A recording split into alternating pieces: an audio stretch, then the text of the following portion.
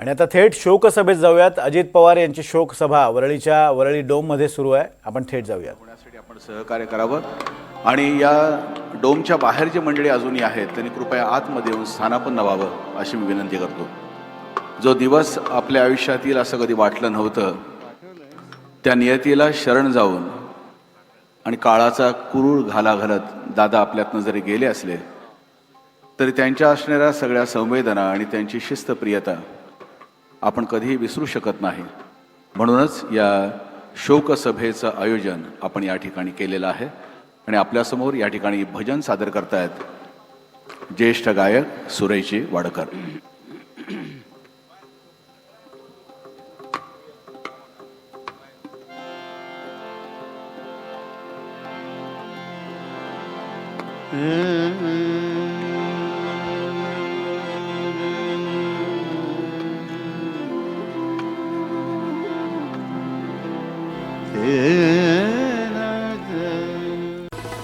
आणि आता पुन्हा एकदा जाऊयात थेट शोकसभेत।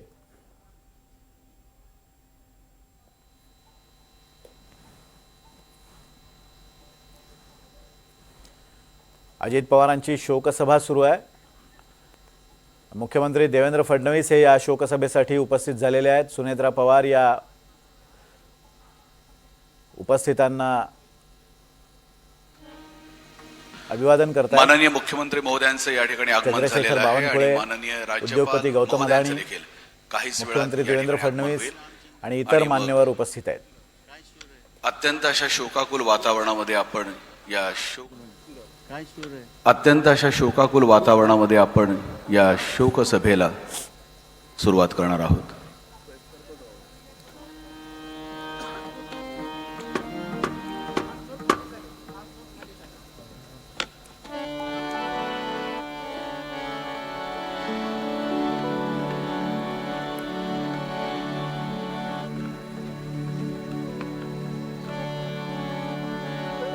श्री राम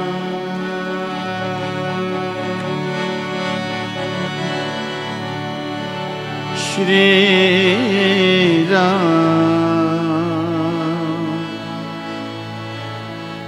श्री राम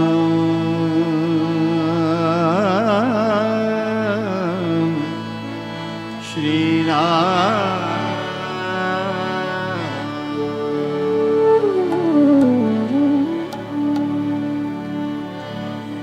श्री रामचंद्र कृपालु भज मन हरण भव भय दारुणम नव कंज लोचन कंज मुख कर कंज पद कंजा। सुरू झालेली आहे। या शोकसभेला मुख्यमंत्री देवेंद्र फडणवीस हे उपस्थित आहेत। सुनेत्रा पवार, जय पवार हे सुद्धा या शोकसभेत उपस्थित आहेत। सर्व मान्यवर आणि इतर मंडळी सुद्धा शोकसभेला उपस्थित आहेत।